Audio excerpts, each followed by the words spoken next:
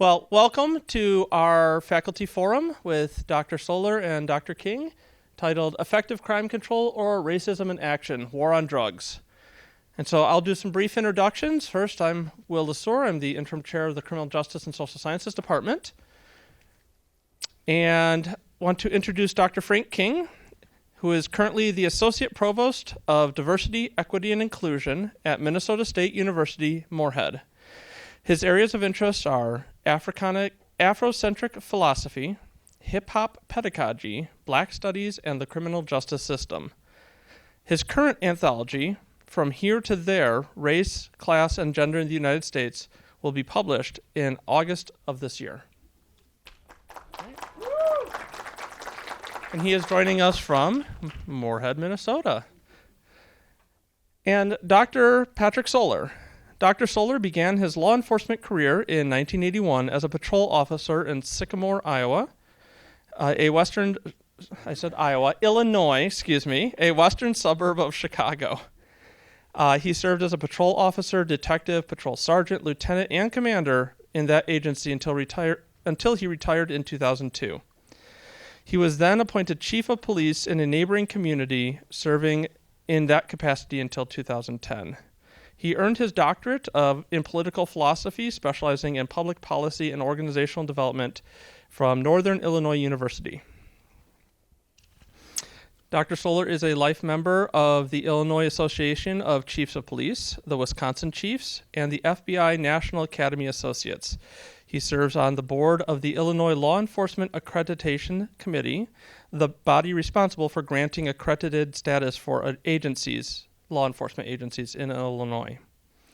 He has authored a number of professional articles related to police management issues and is also the author of Police Community Relations, a Conflict Management Approach, now in its second edition from West Academic Publishing. He's currently working on a new title, Police Accountability, a Systemic Approach, and a fictional novel on policing. Please welcome Dr. Solar. Thank you, Will. All right. Thank you. All right, welcome everybody. The war on drugs and crime is a compelling topic of interest these days, primarily due to the impact it has had on our society. Can you all hear me okay?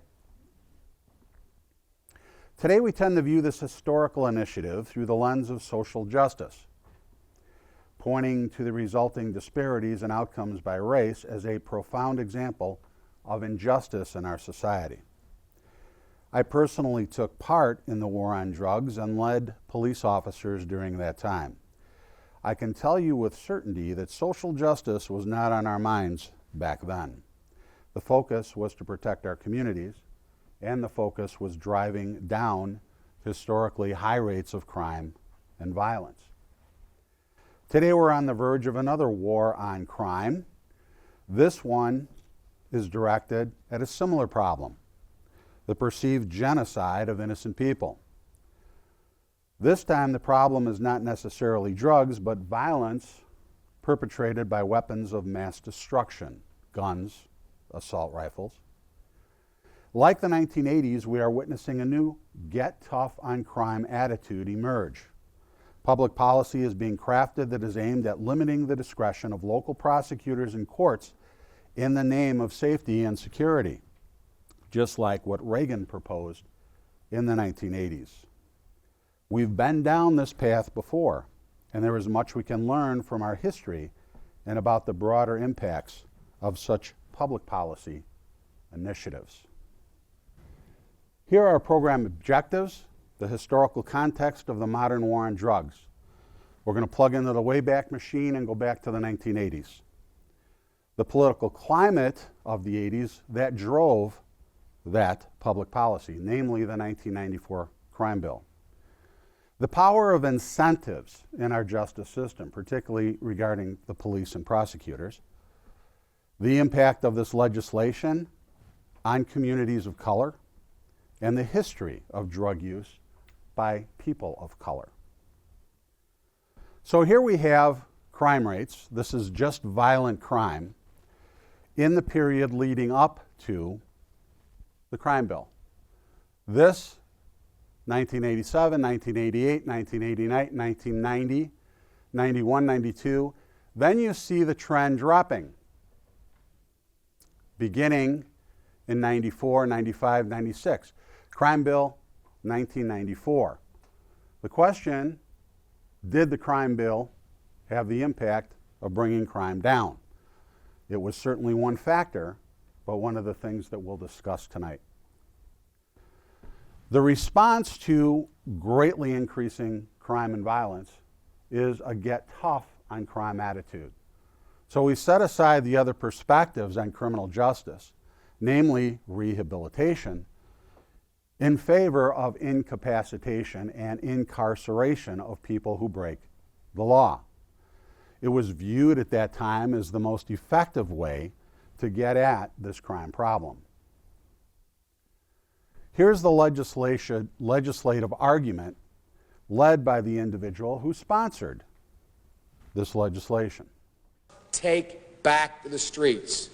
It doesn't matter whether or not the person that is accosting your son or daughter or my son or daughter, my wife, your husband, my mother, your parents. It doesn't matter whether or not they were deprived as a youth. It doesn't matter or not whether or not they had no background that enabled them to become socialized into the fabric of society. It doesn't matter whether or not they're the victims of society. The end result is they're about to knock my mother on the head with a lead pipe, shoot my sister, beat up my wife, take on my sons. So I don't want to ask what made them do this. They must be taken off the street. That's number one. There's a consensus on that.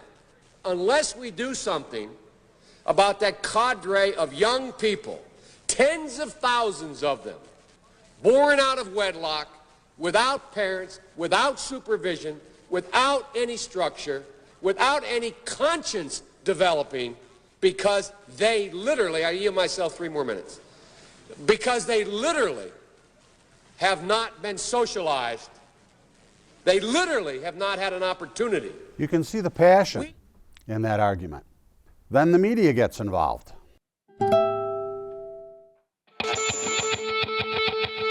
A jogger murdered in New York Central Park. A little girl gunned down in her family's car in Los Angeles. A judge has sentenced 2 boys for killing another child who refused to steal candy for them.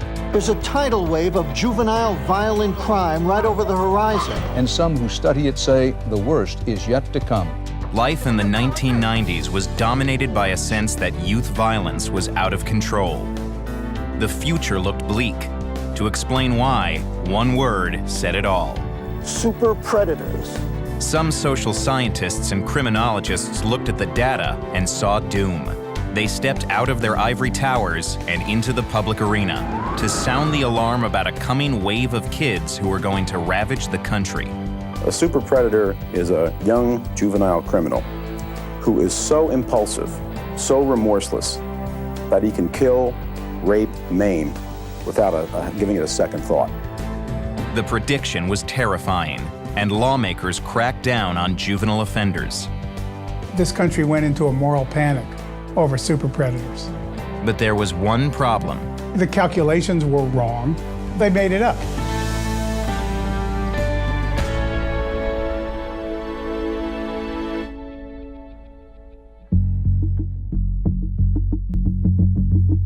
Along this stretch of grassy road, one night in early September 1994, when most grade schoolers were getting ready for a new school year, a grisly murder took place. In Chicago, the body of an 11-year-old gang member nicknamed Yummy is found beneath an underpass. Police say Robert was murdered by 2 members of his own gang, 16-year-old Craig Hardaway and his younger brother. Derek Hardaway was 14 when he and his brother drove to the underpass to kill Robert Sandifer, or Yummy. Sandifer himself had shot and killed a teenage girl before he was murdered.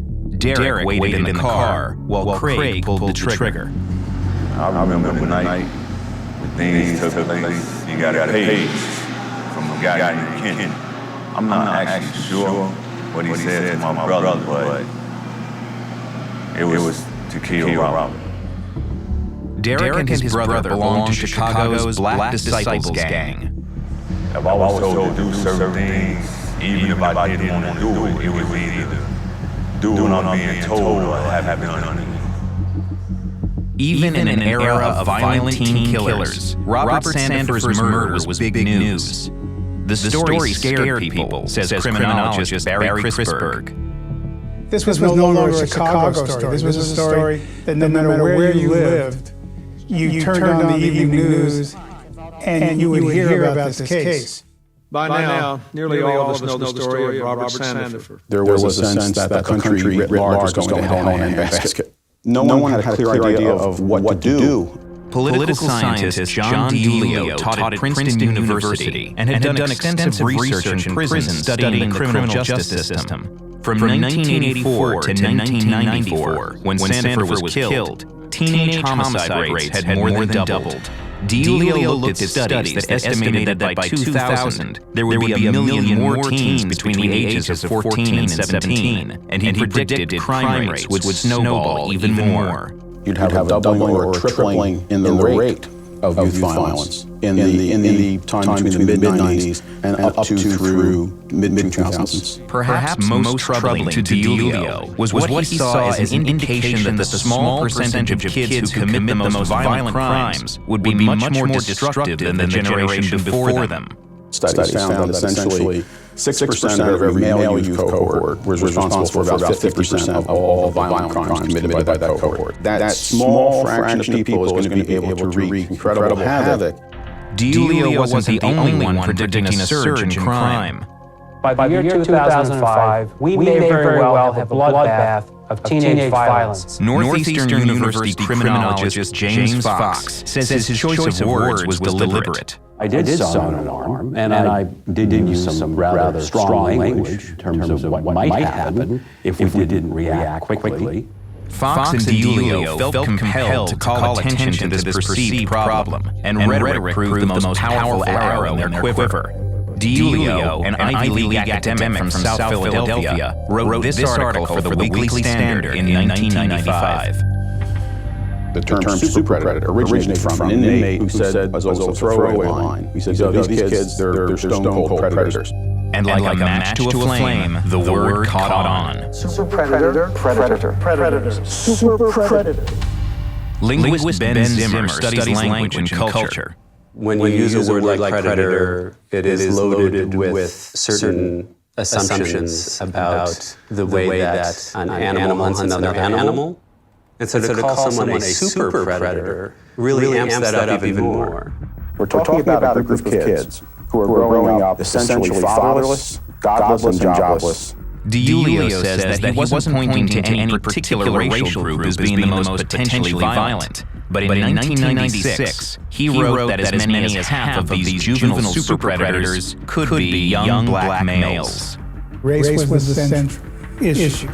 That as the number of minority children, principally African American, but also Latino children, that to the extent that number was increasing in society, with them would come a big crime increase. What's required in moral panic is the identification of a particular group of people who are demonized in some way. When you describe another group as godless, you can do anything to them. Lawmakers seized the moment. Yep, and they did. The foundations for the 1994 crime bill were laid. It's based on deterrence theory. Harsh punishments deter criminal activity. Getting people off the street, as you saw in the legislative argument, is the most effective way to control crime. I might also add that certain aggressive law enforcement techniques are very effective in combating crime, some of which we are seeing we are seeing a reemergence of those techniques today. Deterrence theory infers that people make a rational choice to commit crime.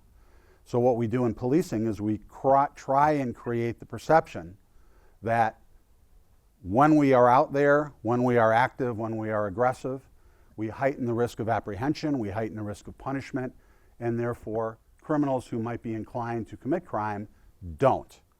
Or they go to other communities, where the police are less aggressive. So deterrence theory is a rational choice based on risk-reward analysis. We glamorized the war on drugs and those who were engaged in it. For the purposes of time, I'm not going to click on those other videos, although they are rather entertaining, taking us back to popular media and shows that glamorized the war on drugs, such as Miami Vice. Any of you remember that? So what did this legislation do?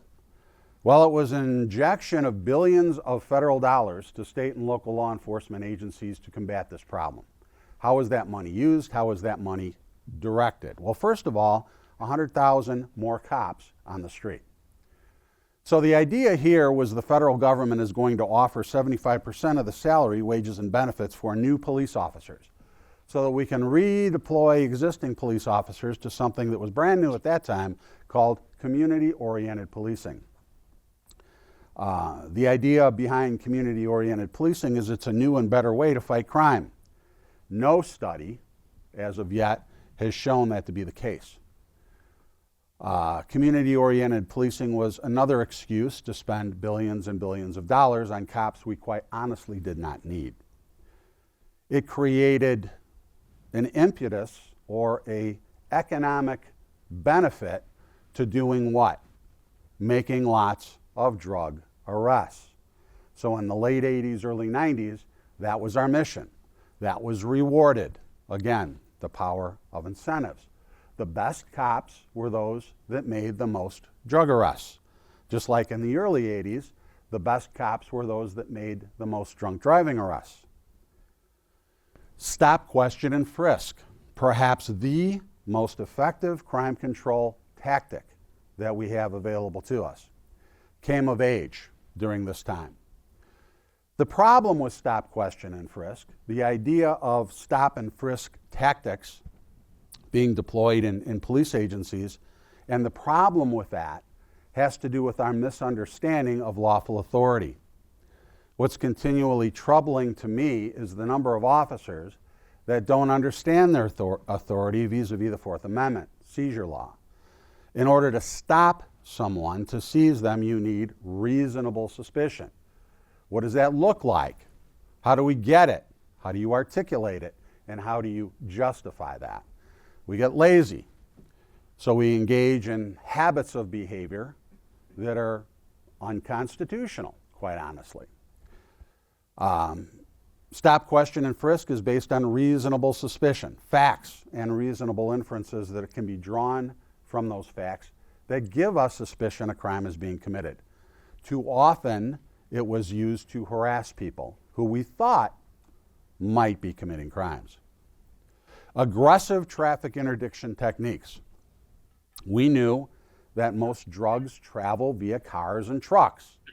And so state police agencies took the lead in developing tactics and drug courier profiles that we used as a basis to zero in on people who may be driving with lots of drugs in their car.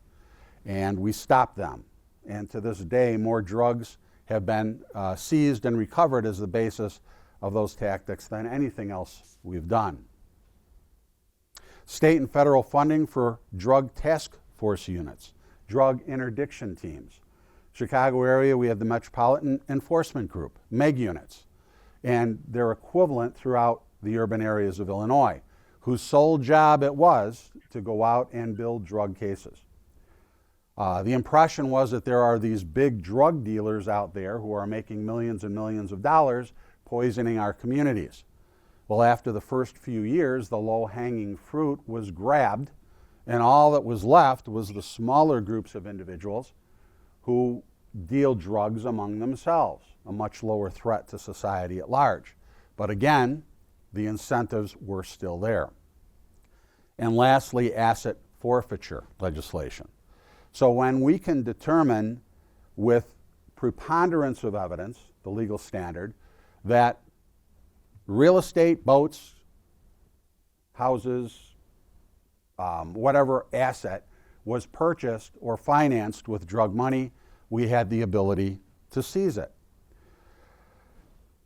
So those were some of the specific things that that bill did.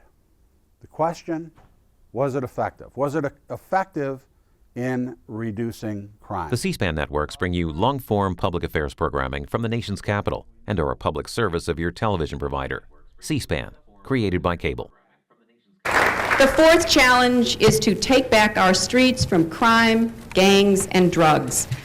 And we have actually been making progress on this count as a nation because of what local law enforcement officials are doing, because of what citizens and neighborhood patrols are doing. We're making some progress. Much of it is related to the initiative called community policing, because we have finally gotten more police officers on the street. That was one of the goals that the president had when he pushed the crime bill that was passed in 1994. He promised 100,000 police. We're moving in that direction, but we can see it already makes a difference. Because if we have more police interacting with people, having them on the streets, we can prevent crimes. We can prevent petty crimes from turning into something worse. But we also have to have an organized effort against gangs. Just as in a previous generation we had an organized effort against the mob. We need to take these people on. They are often connected to big drug cartels. They are not just gangs of kids anymore. They are often the kinds of kids that are called super predators. No conscience, no empathy. We can talk about why they ended up that way, but first we have to bring them to heel. And the president has asked the FBI to launch a very concerted effort against gangs everywhere. In addition to that, he has appointed a new drug czar. There's that word again, super predators. So, did crime go down in the early 1990s and into the 90s? Yes, it did. Was that the result of the crime bill? It was one factor. Here's the unintended consequence: mass incarceration. You can see this number climb as a result of that legislation. Now, actually, prison funding began with Reagan. He was in the early 1980s an advocate of this get tough on crime policy, and he put forth legislation with regards to building more prisons and funding more prisons. And when you build them, they will come, right? This is what we have now. It's interesting, however, to note in 2018, this drop, that is a significant drop in the prison population. It's going to be interesting to see what happens over the course of the next 5 years when we look at this graph compared to violent crime. Now, for the deeper dive in the historical context of this particular problem, Dr. Frank King. Frank, take it away. I want to talk about, there is so much regarding the war on drugs. So we could actually have courses on this. I mean, there's discussion. So, with Dr. Solar bringing up the aspect of policing, I'm going to talk about the historical context of drugs and bringing in systemic barriers.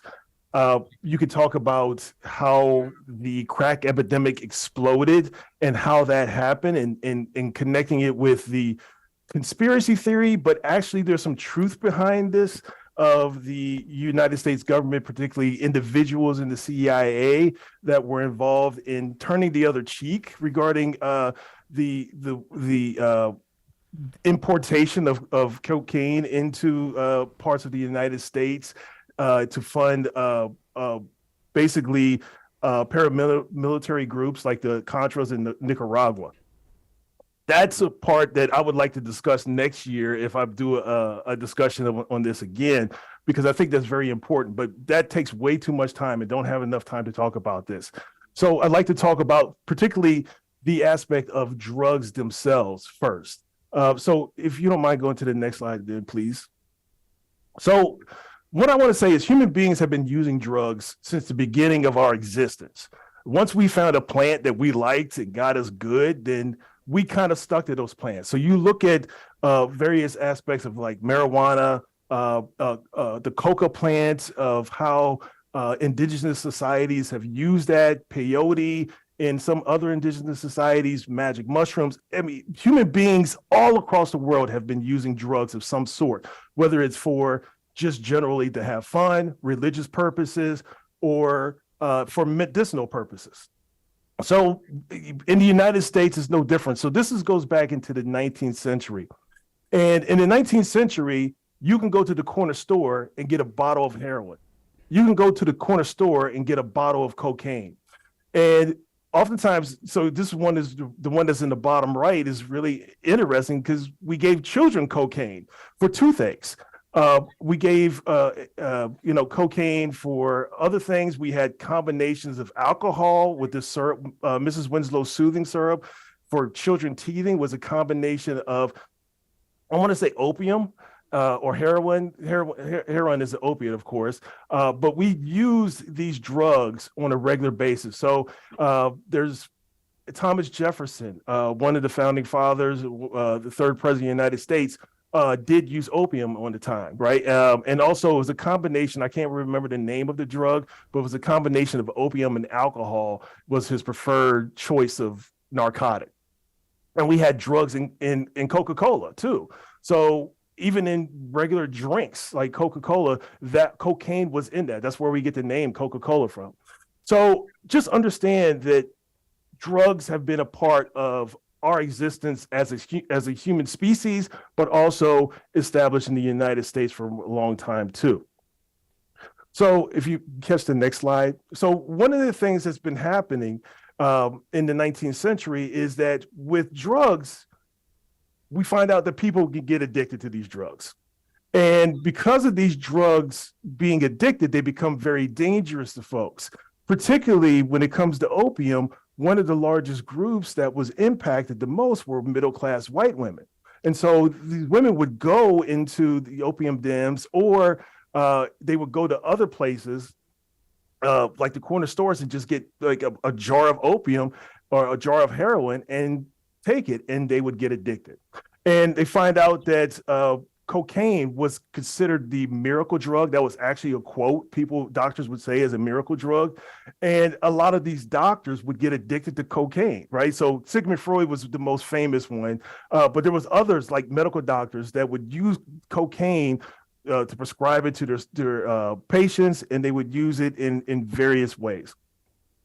So as this becomes more and more of a public problem, kind of like with our opium epidemic right now, the crack epidemic in the 1980s and 90s, we see that the government starts to try to figure out ways to make sure that to criminalize, not necessarily criminalize, but try to put down the use of drugs in the United States. One thing that they used was fear of a takeover from communities of color. So one of the things that happens is even though heroin was not necessarily controlled by the Chinese individuals or Chinese communities or anything, opium dens were. And opium dens were then criminalized, and police would go and break into those. But at the same time, corporations or businesses in the United States were still profiting off of the heroin. And so there was a big dichotomy, a big contradiction that was taking place. Popular culture, the media, kind of like what Dr. Solar was talking about earlier, was gradually creating this vilification of individuals from marginalized communities. Particularly, it was associating marijuana with Mexicans. It was associating cocaine with black folks, and also it was associating opium or heroin with Asians, particularly Chinese immigrants. Now, what the biggest thing is, they weren't necessarily the largest groups that were using it, but those were the ones that were saying that this was going to happen. This was going to happen with, it was going to cause interracial relationships. It was going to cause violence. It was going to increase this idea of miscegenation, which basically means interracial relationships. So this was a major fear across the nation. So there was a medical journal that said, and this is a quote, "The Negro user was increased and perverted to such an extent that he was a constant menace to his community until he was eliminated."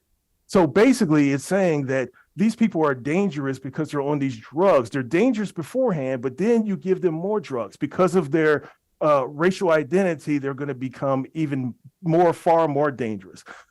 This goes along with what happens later on in the 1990s with the super predator myth. So this stereotype is something that goes back into before the 19th century, and it definitely gives deeper dive into the late 19th and early 20th century. So opium dens, once again, like I'm talking about, they're associated with the Chinese. They felt this yellow peril was going to come, that opium becomes a weapon as a way for Asian immigrants to take over the United States. Particularly, all of this really bogs down to interracial relationships. The fear of miscegenation. This was illegal. Race mixing was illegal. The fear of this was overwhelming. And I'm going to give you a quote by a guy named Henry Anslinger when it comes to the war on drugs. If you don't mind going to the next slide there, please. All right.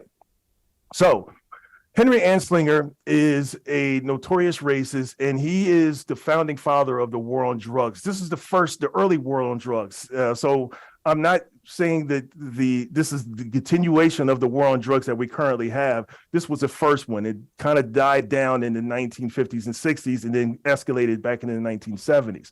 So here, Anslinger, he says this before the United States Congress. He says there are 100,000 total marijuana smokers in the U.S., and most are Negroes, Hispanics, and Filipinos and entertainers. Their satanic music, jazz and swing, result from marijuana uses. This marijuana causes white women to seek sexual relations with Negroes, entertainers, and any others. This was a huge, huge fear across the United States. I want to emphasize this fear, and then the amplification of using drugs was going to perpetuate the use of sexuality and enhance unrestricted libidos and causing interracial relationships. The fear of race mixing was huge. Okay, so this is one guy, his name is Harrison. I forgot his last name. Sorry for this, but he is the one that is in 1914 was the Harrison Narcotics Act, and it was a way of basically making heroin and cocaine illegal in 1914. And Harrison says that it has been authoritatively stated that the Negro is often the direct incentive to the crime of rape by Negroes in the South. So basically he's saying cocaine is the reason why there's rapes in the South. And that those ideas of rapes have been basically mythological. Mm-hmm. There've been a myth because of the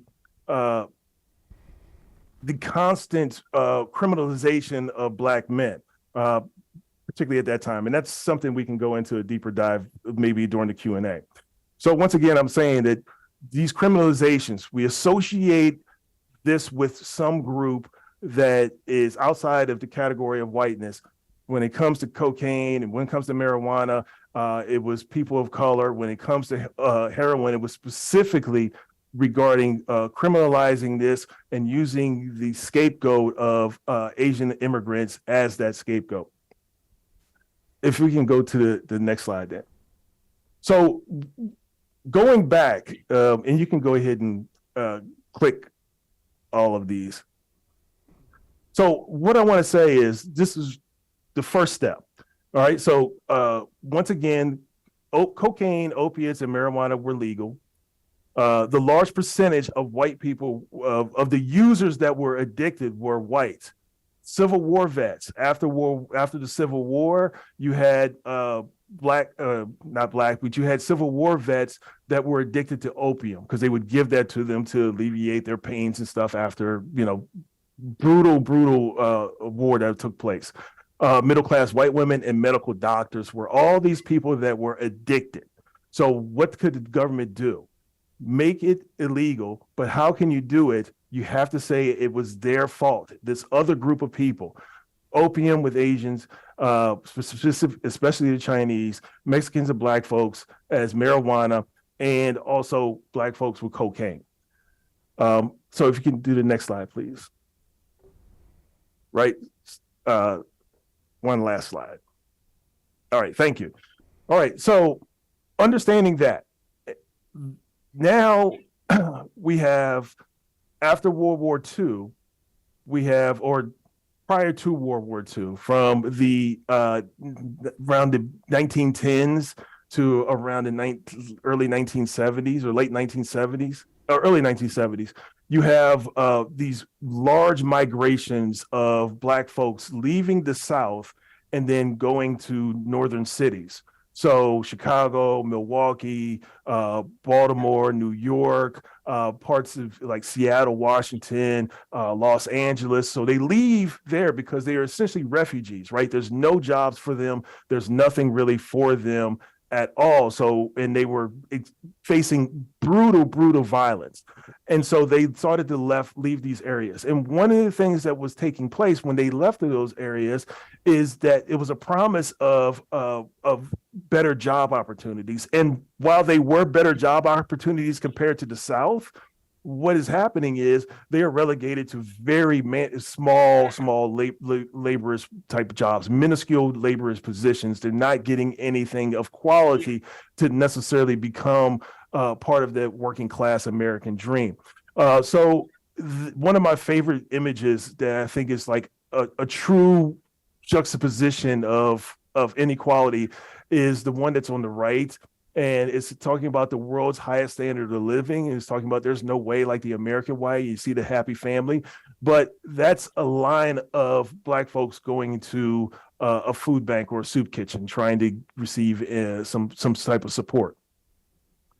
So you have basically at the time when the United States government is giving essentially billions and billions of dollars to soldiers that come back from World War II and giving just basically creating the middle class. So the middle class is essentially created by the United States government because they give very low rate loans. They give better opportunities for college, and college is much more affordable then. And sometimes in some states it's actually free.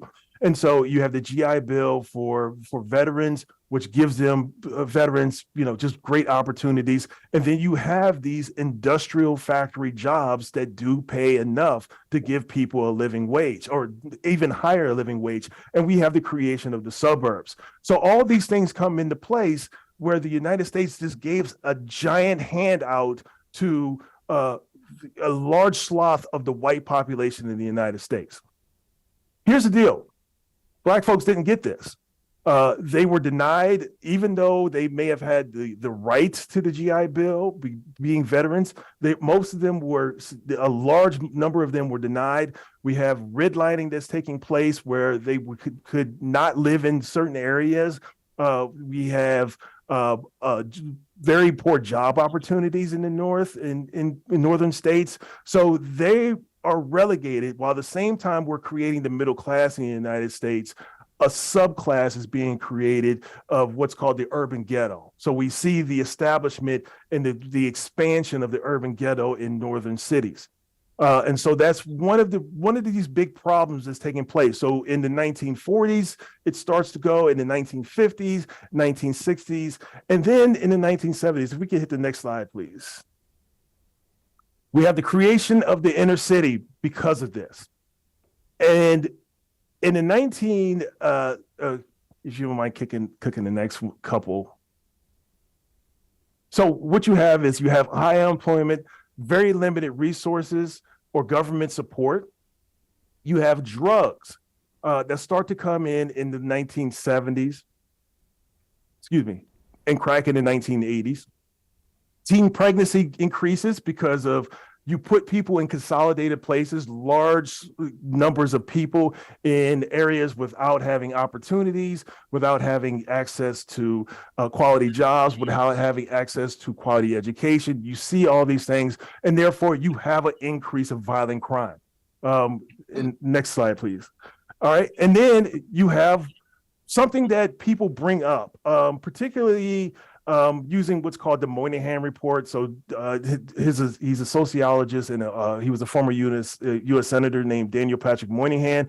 And he brings up in the 1960s, he's bringing this up, of the two-parent household was the reason why we have poverty in Black communities.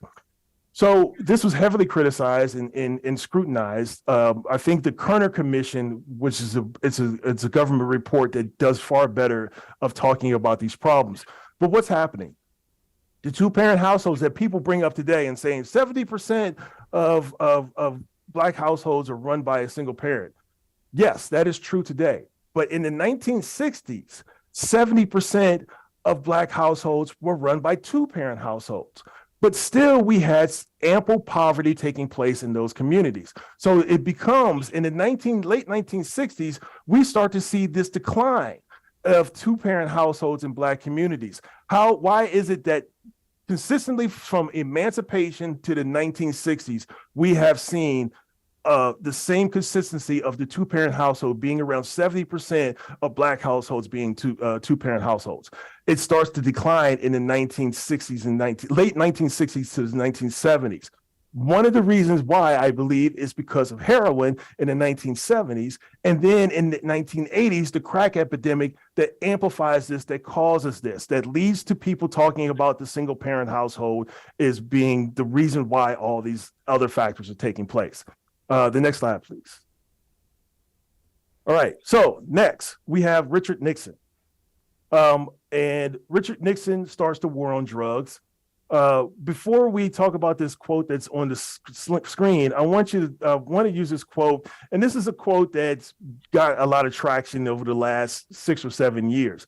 So his name is John Ehrlichman, and he was assistant to Richard Nixon, and he talks about the war on drugs, and he says, quote, you want to know what this war on drugs was really about? The Nixon campaign in 1968 and the Nixon White House after that had two enemies, the anti-war left and Black people. You understand what I'm saying? We knew we couldn't make it illegal to be either against the war or Black, but by getting the public to associate the hippies with marijuana and Blacks with heroin, and then criminalizing both heavily, we could disrupt those communities. We could arrest their leaders, raid their homes, break up their meetings, and vilify them night after night on the evening news. Did we know that we were lying about drugs? Of course we did. This is what's the key thing about the war on drugs. It was created off a lie.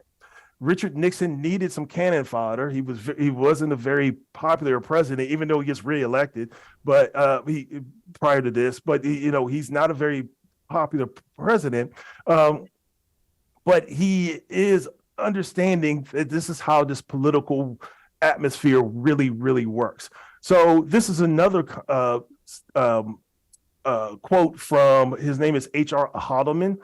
He's a White House staffer too, and he says in 1969, the whole problem, this is what Nixon says himself. This is what he is quoting Richard Nixon, saying the whole problem is really the Blacks.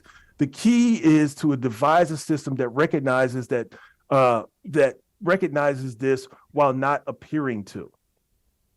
Right? So it's saying basically, this is talking about welfare. So it becomes a way of criminalizing and saying victimizing people based off of their needs for welfare. So welfare was once perceived as something, a good, predominantly because the image of the welfare person was overwhelmingly white. This starts to change the idea of who was on welfare. The image starts to change to Black. And so Richard Nixon is talking about this, right? So he's saying we have to do this. And later on, he does say that we have to make sure that white folks will be impacted by this as well. But that's he's like, but we'll have to deal with that. So I'm paraphrasing that part. So if you hit the next slide, please.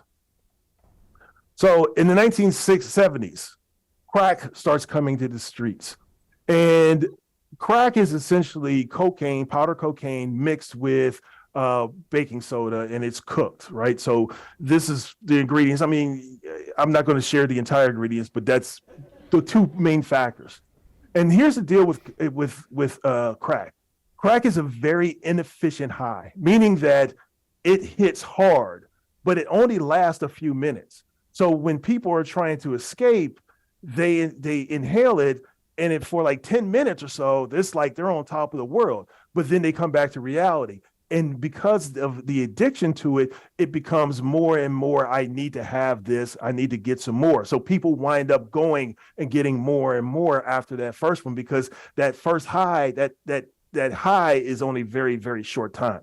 So cocaine is far more expensive, but cocaine was seen as a wealthy drug in the 1970s. You know, you think about like Studio 54 or the disco places, the disco era, right? So that's like wealthier people were doing cocaine.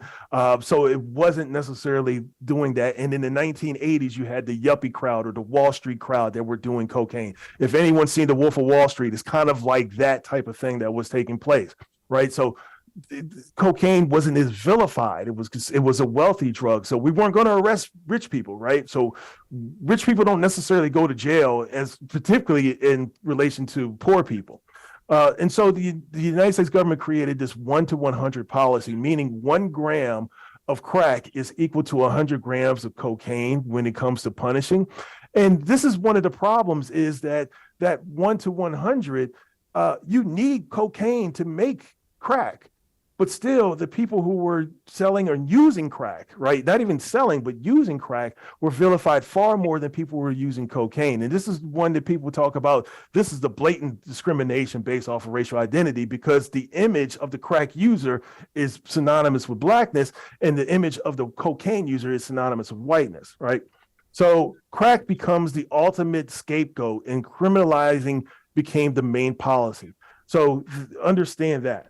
Now, one of the big problems is it's not necessarily crack that is causing the crime. It's the money that is being made by crack. So we have a whole economic system that becomes created with competition. And then because of that, you have rival groups that would fight each other over these resources. What are we doing when it comes to going to war for oil or anything else? We're fighting over resources, right? And so that's what's happening, and it's escalating, and therefore the violent crime rate does go up. Next slide, please. So who becomes some of these people that are against it? Well, overwhelmingly, yes. We have this idea of white folks and white politicians saying, oh, yes, we need to criminalize this. And that's true. That does happen. But also, Black political leaders, they're seeing their communities are in dire, dire trouble. And they're like, we need to have these harsher punishments. So therefore, they become supporters of this crime bill as well. I mean, I don't like to use personal evidence, but I bring up about like people I knew, Black folks, particularly older Black folks that I knew, and they were like, yes, we need to lock them all away. Throw these animals, literally saying animals, and throw them all away, right? So these things would actually be the common narratives that were taking place in Black communities as well, right? It was devastating to a lot of these communities, the crack epidemic. And so we had to find out what's the best way to do it. And it was like criminalizing. Let's, make it a criminal, not making it a public health issue, because the common narrative in our nation wasn't about, we need to help these people, we need to take care of these people, because the image of the user was also synonymous with Blackness. If we can, next slide, please. All right, so kind of like with one of the videos that Dr. Solo was talking about, the moral panic, saying that it's crack users as being animals, not just saying people that were dealing, people were committing violence. It was the average person that would get a piece of rock and smoke that rock, and those people were somehow just evil and vile. And then we had the people that were addicted to crack, the idea of the so-called crack baby. And this is the narrative, and a lot of people who are racist would bring up like the crack babies are the violent perpetrators of today. But here's the problem. We have people that use other drugs, and we have people across in other communities that use other drugs that aren't Black. Alcohol, we have fetal alcohol syndrome, we have people smoking cigarettes and all that kind of stuff. And those things cause adverse effects to children as well. But we're focusing on crack, and we're saying these are the terrible, terrible mothers. These are the terrible, terrible peoples. And the vilification of Black communities escalates even more and more. So it like I said, in similar fashion in the 19th and 20th century, the user and the using the people who are either addicted to drugs or selling drugs for economic purposes wind up becoming the people who are absolutely evil, and those people become a rationalization, a justification to throw harsher prison sentences at them. Next slide, please. All right, so this is something that's really interesting, right? In 1986, this is from the ACLU, and I thought it was very interesting. 1986, before the enactment of federal mandatory minimum sentencing for crack cocaine offenses, the average federal drug sentence for African Americans was 11% higher than whites. So Black folks were being arrested at higher rates because of heavy policing in those areas. Of course, middle class and elite white folks weren't getting arrested. They were still doing drugs at the same rate, but they weren't getting arrested for this. And we're talking about users, right? So 4 years later, the average drug sentence for African Americans was 49% higher than white folks, right? So this is one thing that's very interesting. White crack use, and this is the thing, we don't see, like when we think of crack use, we always think about one particular racial group, but white people were using crack too. Part of the growth of the drug economy in inner cities was because white people were going into those areas and buying crack themselves, but they weren't getting arrested at the same rate as the people in those communities. Next slide, please. So, like I'm saying, this is once again, so we're talking about drug arrest rates, and drug arrest rates are interesting because when you talk about drug usage, it's mostly self-reporting. So if I go around and I ask everybody in the room over there if they're, if you've ever done crack, most of the people, even if you've done crack, you're not really going to say anything, right? So what happens is it's a lot of self-reporting that takes place. And if there's self-reporting, then we can see that white folks are doing crack at far more a higher rate than Black folks. And this is in 1998 at still one of the highest times as crack. Crack starts to go down a little bit, but it's still a higher time. And actually, let me take that back. Crack use is still very high at this time in 1988, right? So we're seeing this, right? See, this is, but yet the arrest rates are astronomically different. And you can see in the bottom table, the arrest rates based off of white compared to Black. And you can see this, right? Drug use and drug arrest. And you can see that it's very contrasting, right? Regarding relation to the percentage and the percentage of drug users, understanding that. Next slide, please. All right, so crack starts to decline actually. And what happens is, and I promise I'll get done, Patrick. I know I'm probably over.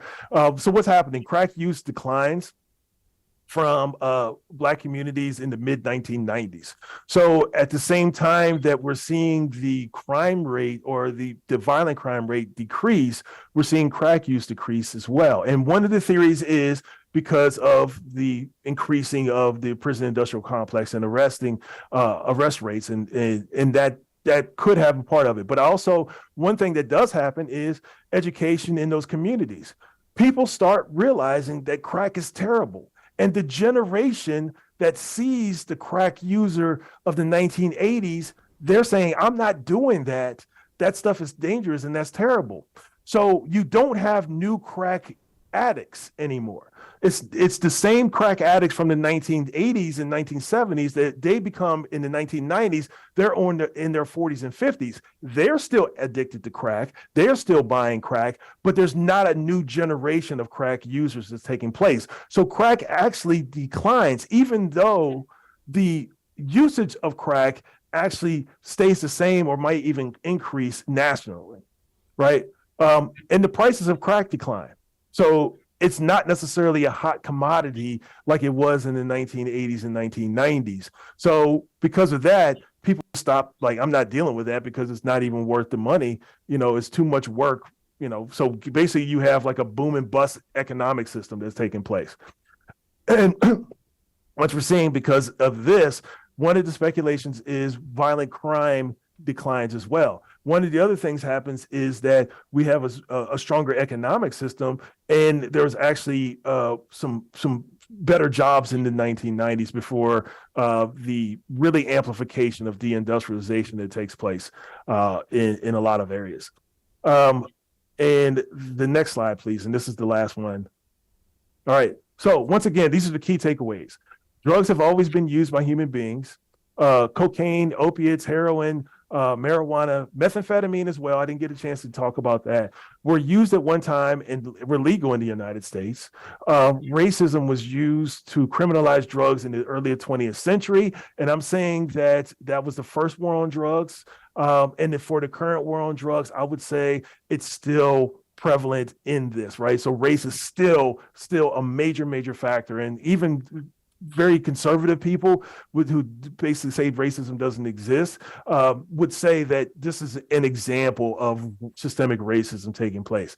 And then you have economic disfavor, underfunded education, deindustrialization leads to high crime and high drug use. So this becomes the perfect storm that leads to the crack epidemic in the 1980s and 90s.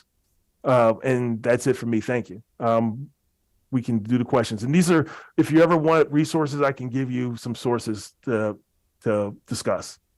Frank, thank you so much. It's often an oversight when particularly as we move toward profound public policy decisions, we don't get this level of context. We don't get this level of historical background.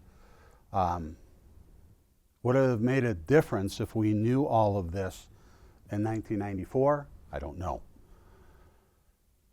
The 1994 crime bill was a reflection of the political realities of the time. What is a reasonable response to a problem can have enormous unintended consequences. Always keep in mind the media is not in the business of promoting sound public policy. They're in the business of making money. They will exploit these types of issues to do so. Knowledge of basic economics tells us that individuals respond to incentives. What gets measured gets done.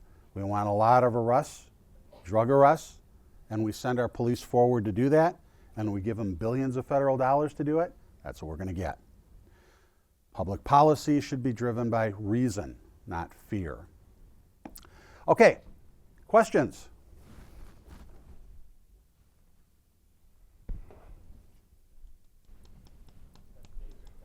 Oh, thanks a lot, Dave. Thank you, Will.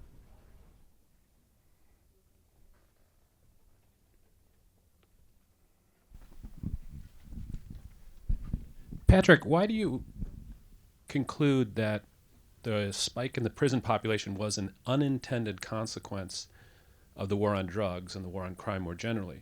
Your own evidence suggests it was an intention. First, you noted that rehabilitation was pushed to the side for incapacitation, incarceration. There's federal support for prison construction beginning in the Reagan administration. At the state level, I'll cite 3 examples: Illinois, California, New York. There's bipartisan support in those legislatures and in the governor's offices to build lots more prisons and to do so in economically depressed communities to revive their economy. Think Jacksonville, Illinois, think upstate New York. California spending more on incarcerating prisoners than it is on its fine higher education system by the end of the 20th century. So that seems to me, when coupled with Frank's evidence that crack cocaine usage was criminalized at a higher rate than powder cocaine usage, it seems like we have a lot of intentionality to put a lot of people in prison in a certain community based on that usage of crack. So That's I'm a fair wondering point. why you see it as unintended, to come back to my question. So,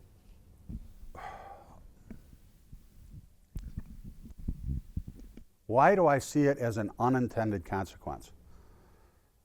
Primarily because the idea was to provide safe communities. And in order to provide safe communities, in order to fulfill that goal, we needed more prisons. Was it unintended? Maybe not. Make a good point. However, when you look at the people who are incarcerated and were incarcerated as being people of color disproportionately, I would call that an unintended consequence, because to do otherwise, you would have to label the political actors of the time as racist, with racist intent. Now we can look at this policy, this public policy, and Ibram X. Kendi provides us with a definition of racism that says any public policy that has a disproportionate impact on people on the basis of race is racist. So we can sit here today and say that was racist, right? That was not intended. If you have evidence to the contrary, I'd sure like to hear it. Other questions?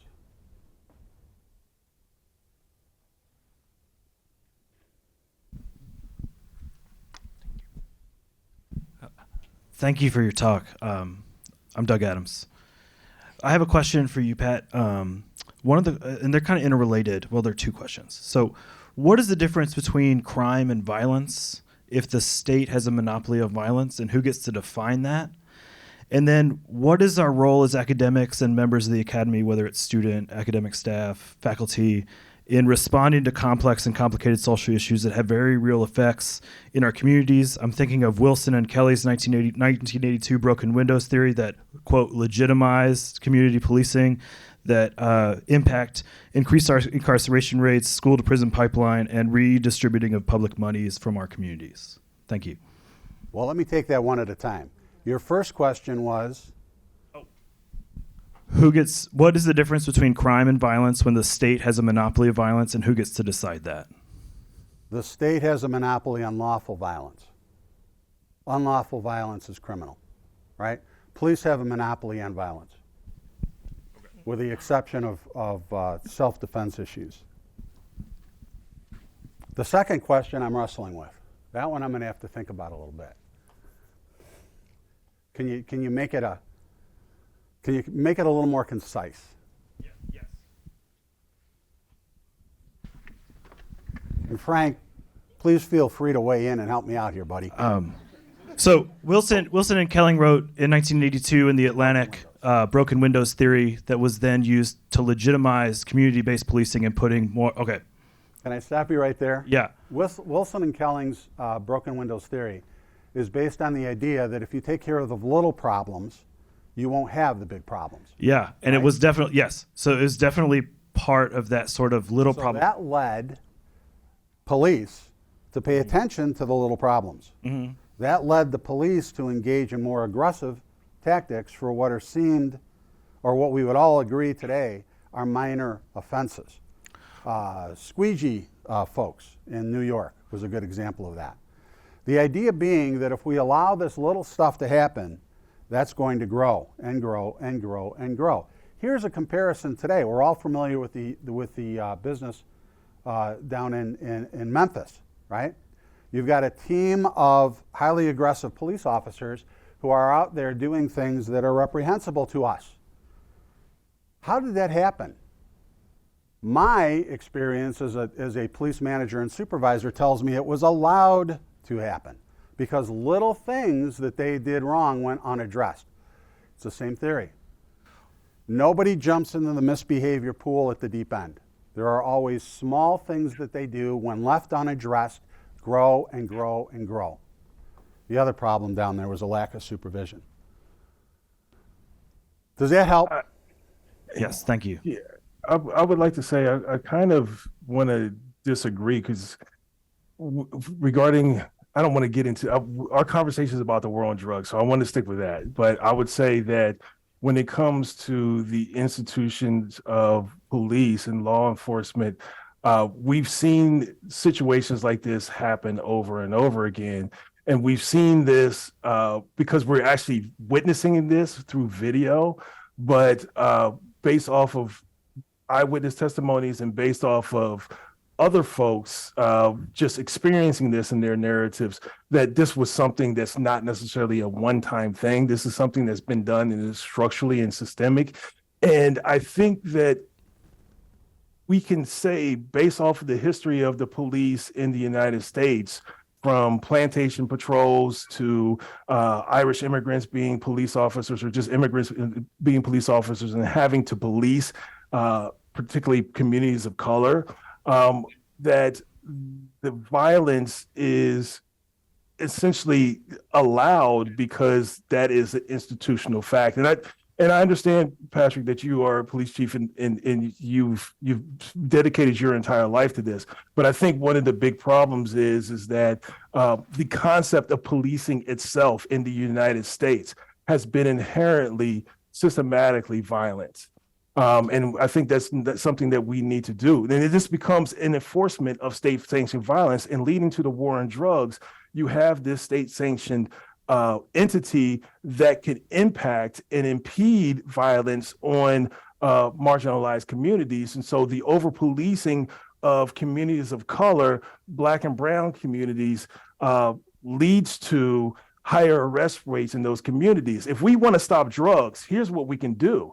We can go to every white neighborhood and we can go to every college dorm. I guarantee in UW-Platteville, in the dorm, somebody's doing drugs right now. No. If we want to get rid of drugs, Frank. we can bust their doors down right now. But here's the deal. We're not necessarily talking about getting rid of drugs. We're talking about policing these areas and scapegoating communities of color based off of their identity and using drugs as a scapegoat. That's my opinion, but I think that's based off of some things that I've read as well that kind of show that.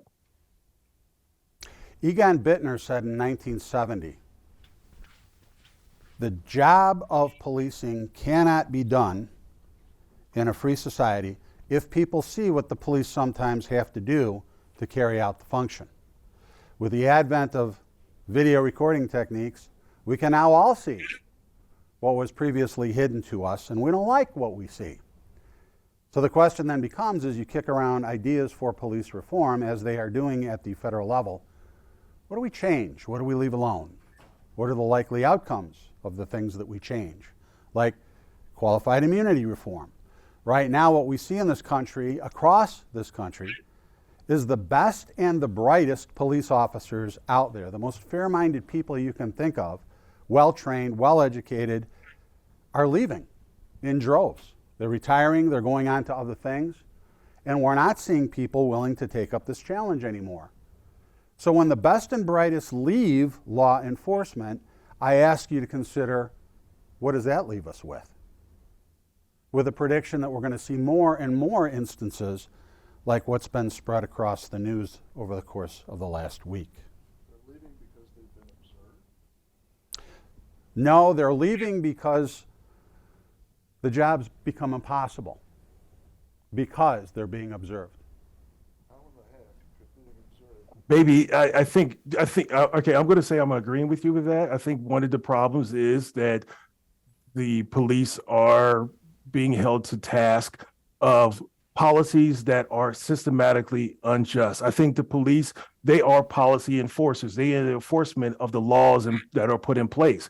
We have some very draconian laws that are put in place. And so if we really want to do anything, then we have to change the policies and not necessarily looking at it as a police issue, but talking about a policy issue. So what's happening now regarding the opioid epidemic? The opioid epidemic, we're not arresting and we're not busting in suburban neighborhoods and arresting middle-class white women. There's no perp walks taking place in suburban areas because we've made a policy understanding that that's not what we're going to do. So the policy once to begin becomes treating this as a health issue and not a criminal issue.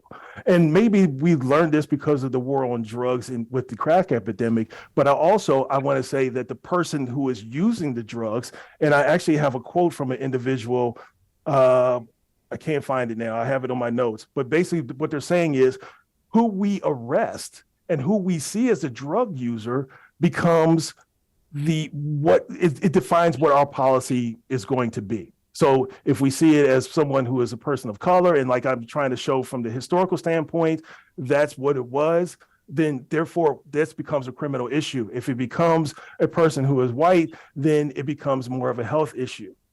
So that's kind of, I think, if we want to do anything in addressing these problems, we have to look at the policies that are in place. So yeah, thank you, Frank. You kind of tied right into what I was going to bring up. Your 1994 crime bill, give it about 18 months, and guess what hits the market? Oxycontin.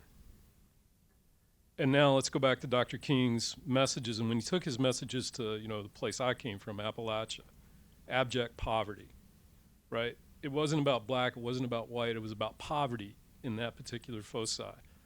And when you look at that same region of this nation, I guess my question is, why aren't we having, so if you want to bend it to the law enforcement issues, people aren't knocking down each other's doors in southeast Kentucky, right? It's white people policing white people, right? So with the events that we've been through in the last couple of years, especially in Minneapolis, there's questions about white law enforcement, black communities. So in the end, I guess, is this just simply about race? I mean, I teach this in my forensic chemistry course, right? The idea that in Michigan, crack was an automatic life sentence, period. You go over 1 gram of crack, it's an automatic life sentence. They did away with that. But then I guess the other question I'd like to throw out there is, why is it the federal view on this is so different than the states? The states saw through differential sentencing. What's it going to take for the federal government to look up and say, wait a minute, we can't continue to discriminate between crack and cocaine?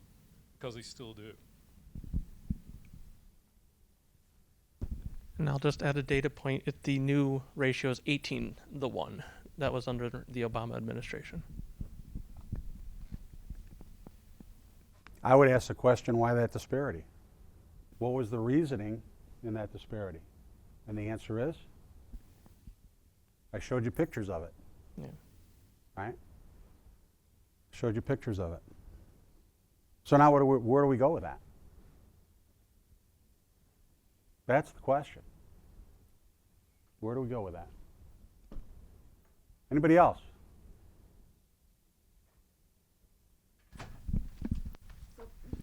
Looking at where we go, maybe it's a place that we should have went in the first place. Because when when the government started defunding education in a lot of areas. So if children are not getting educated, then jobs are being lost in those areas. And it leads to a lot of violence. And if the only game in town that people can make money becomes selling drugs, so you sell drugs or you work at McDonald's. And at that time, you were making $5 an hour working at McDonald's, and you could make $200 a day selling drugs. And so that becomes that thing. And I know it doesn't seem popular, but my thought has always been that we should decriminalize drugs. And I'm talking about drugs across the board. Because the only reason why people sell drugs is because it's a money-making business. So if you take the money out of it, then people are not going to be selling drugs. And then if we put money back into education, like we should be doing, because when we build in prisons, we can't afford to build colleges. We can't afford to pay professors. You can't afford to have staff. So all of those things are hurting society as a whole. Roz, I think one of the things that happened is kind of goes with, I think it was David that brought this up, regarding the prison industrial complex, about bringing in building of prisons. So as deindustrialization happened, a lot of states and California, I have a book specifically about California that talks about the growth of the prison system in California as a way of creating jobs that were lost because of deindustrialization. So out of that, we have people in despair, people not having the resources like you're talking about. And possibly regarding, I always look at the European model for how drugs are criminalized and how they are used. What some of the reasons why people do drugs is because of serious despair, right? It's not like, and I'm not counting weed, all right? So weed and alcohol are two different things in my category, my perspective, right? But we're talking about, like, why would somebody want to do meth? Why would somebody want to do heroin, right? There has to be something that's taking place in their lives that's causing them despair, economically, socially, emotionally, all that type of stuff. So I think that decriminalization is a great step, but I also think that if we really want to stop drugs, and this is something that Noam Chomsky talks about, true education would be the best thing, right? And giving people the resources and support that they need, and that could possibly be something. But then again, there may be some people that just want to do like hard drugs as well. And putting it in the situation. I know my dad always brings this up, talk about, well, how would you like if somebody was high and they were operating? It's like, well, alcohol is illegal. How many drunk surgeons we may have had? So, and plus doctors can get prescription drugs readily available. So they may be pretty high anyway. So it's kind of like people are going to do drugs no matter what. That's what basically I'm saying. So yes, I agree. And decriminalization of drugs is certainly a perspective and a point of view that's out there. We're doing that with marijuana. Are you willing to pay the price? What is the price? I could show you pictures. Illinois earned $1.1 billion the first year it legalized marijuana, so that could go to schools. Okay, let's think a little deeper, David. San Francisco is one of the richest cities in the world. But below its gleaming buildings lies a humanitarian disaster.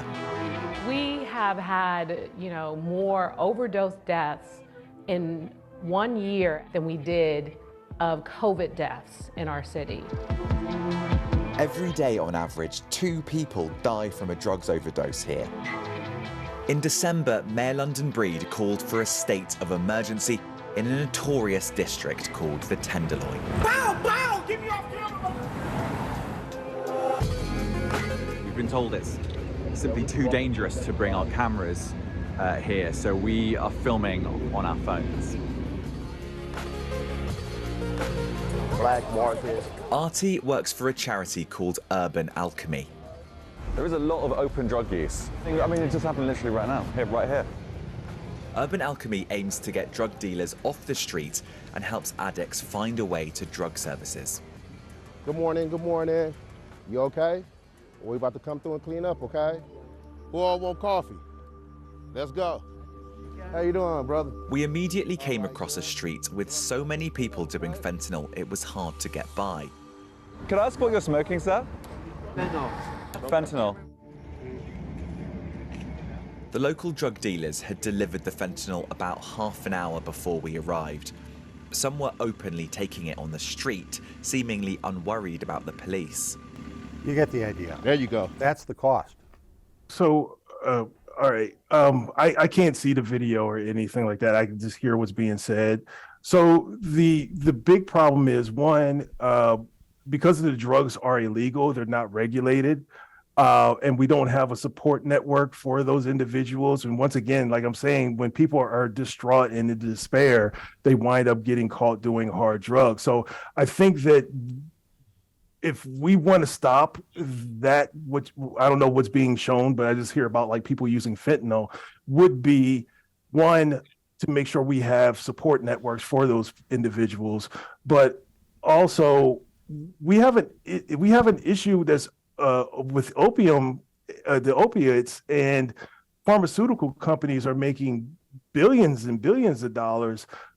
Wouldn't that be a bigger concern there? So like those folks are drug dealers. So if I'm not sure exactly what you're trying to show regarding the video, but if it becomes like we need to keep this criminal, then why aren't we arresting those pharmaceutical juggernauts that are actually getting people hooked and doing it legally, and actually there's no punishment for them other than small fines that's actually taking place. Nobody's going to jail for getting hundreds of thousands, possibly millions of people on Oxycontin, but we're arresting people in droves for minor marijuana possession. Not anymore, we're not. And I agree with you. In some states we are. I agree with you. Marijuana has basically been decriminalized. And the But video, you make a valid point. You're looking at, it's like the chicken and egg. What came first? Were people homeless and then start to use drugs? Or did people become homeless because they were using drugs? But just think of if you had a policy, and this comes from Holcomb, because he's anti-government, and his whole thing is that drugs, number one, the more drugs you take off, drugs is an inelastic product. If I need heroin, I need heroin, no matter how much it costs.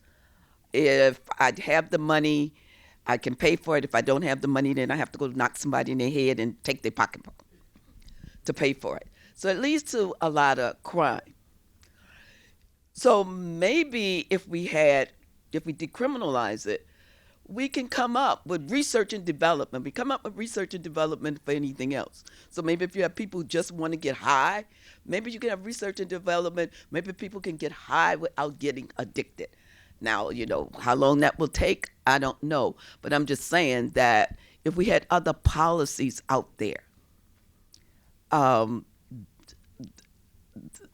and with any policy, you're going to have to look at what's the good of it, and then what's the positive consequences and what's the negative consequences.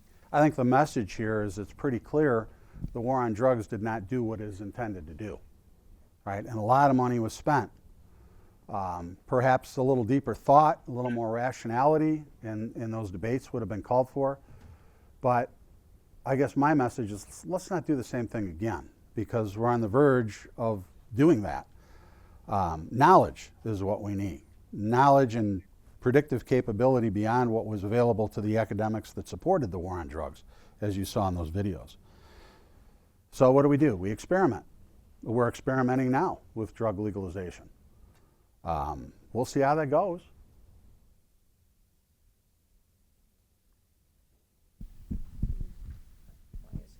Why is everything a war on drugs, a war on poverty? Remember that one? That was all the same. It's parallel to what the history shows and what people are saying. The war on terrorism, everything's a war. Isn't that already framing what we're supposed to do? Yeah, absolutely it is.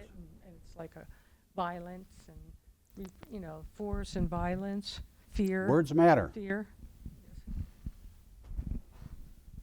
What else can we call it? I would add, I think, Dr. Soll, your point about getting smart on crime, that's never a good political selling point, but it's the correct one.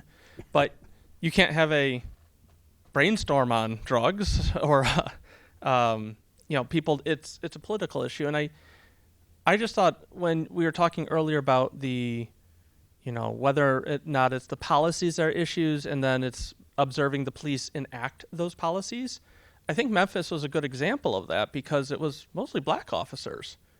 And they were, interviewing one of the heads of, I think it's the Black Women's Police Association, and that it was talking about the policies and the supervision and talking about it in a systemic issue as opposed to an individualized approach to viewing police violence. I think when we inject race into conversations like the behavior of the police, we're making a mistake because that causes us to go too shallow in our thinking. The systemic issues that we have in law enforcement are profound. One of the, people ask me what should have been done in that case. And what should have been done is intense and continuing and ongoing training and building in officers respect for people's individual rights and holding them accountable when they step over the line. Had that been done, maybe that wouldn't have happened. But the very nature of these types of strike forces, drug units, interdiction teams, lends itself to this kind of behavior. I've seen it. And the unwillingness of supervisors to step in and correct that behavior is a systemic problem. Which leads to this kind of thing. What worries me is more and more competent people leave law enforcement. We're going to see more and more of this because you're going to have less competent people on the job. What's the solution? 1968, President's Commission on Law and Civil Disobedience. Police officers need a liberal arts education. It arms them with wisdom that can take us beyond this. So what can we do in terms of police reform? We can fund higher education for police officers. I will beat that drum all day long. That's my 2 cents. All right. Well, it's just about time here to wrap it up, and I'd like to thank everyone for attending and your questions, and Dr. Soller and Dr. King for your presentations. Thank you, Frank.